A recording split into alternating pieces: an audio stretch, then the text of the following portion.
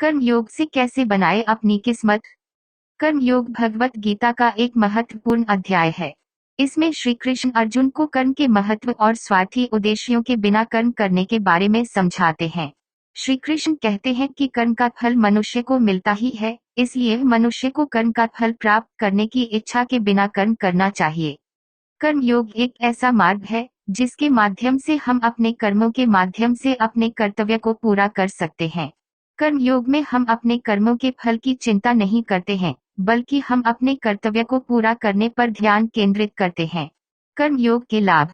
कर्म योग के कई लाभ हैं, जैसे कर्म योग हमें अपने जीवन में शांति और संतोष प्रदान करता है।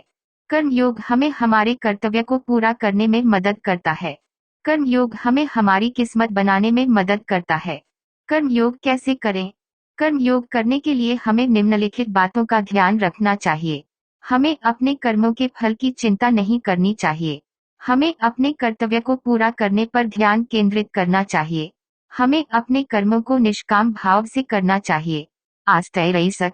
कर्म योग के अनुसार मनुष्य को अपने कर्तव्यों को निष्ठापूर्वक निभाना चाहिए। कर्म फल के बारे में चिंता किए बिना मनुष्य को अपनी क्षमता के अनुसार कर्म करना चाहिए। श्री कृष्ण कहते हैं कि कर्म करने से ही मनुष्य को सिद्धि प्राप्त होती है, इसलिए मनुष्य को कर्म से विरत नहीं होना चाहिए। कर्म योग के अनुसार मनुष्य को अपने कर्मों के परिणामों को स्वीकार करना चाहिए। कर्मों के परिणाम अच्छे हों या बुरे, मनुष्य को उनको स्वीकार करना चाहिए और उनसे सीखना चाहिए। श्री कृष्ण कहते हैं कि कर्मों के परिणामों को स्वीकार करने से ही मनुष्य कर्म बंधन से मुक्त हो सकता है। कर्म योग एक बहुत ही महत्वपूर्ण दर्शन है। यह मनुष्य को अपने कर्तव्यों को निष्ठापूर्वक निभाने और कर्म फल की चिंता किए बिना कर्म करने की प्रेरणा देता है। कर्म योग के अनुसार कर्म करने से ही मनुष्य को सिद्धि प्राप्त होती है और कर्म बंधन से मुक्त हो सकता है।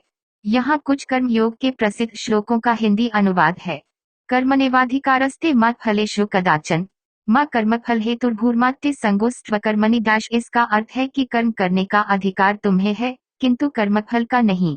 न कभी कर्मफल का कारण बनो और न अकर्म में आसक्त हो। योगस्थ कुरु कर्माणि संगं त्यक्त्वा धनंजय सिद्धय सिद्धयो समो भूत्वा समत्वं योग उच्यते डैश। इसका अर्थ है कि अर्जुन, आसक्ति को त्याग कर योग में स्थित होकर कर्म करो। सिद्धि और असिद्धि में सम रहना ही योग कहलाता है। कर्मण्य कर्म यह पश्येद कर्मण्य च कर्म यह स बुद्धिमान मन्यते स लोके समृद्धिस् तथा डैश। इसका अर्थ है कि जो कर्म में अकर्म और अकर्म में कर्म देखता है, वे बुद्धिमान है और वे इस लोक में सिद्धि प्राप्त करता है। कर्मजन बुद्धियुक्ता ही त्यक्त्वा कर्म फलं शिवम अभ्यसन्तु कुशलाः कर्मयो बुद्धिमानः स डैश। इसका अर्थ है कि बुद्धिमान लोग कर्म फल को त्याग कर कर्म करते हैं। वे कर्म करते हैं क्योंकि जानते हैं कि कर्म करना ही कर्तव्य है।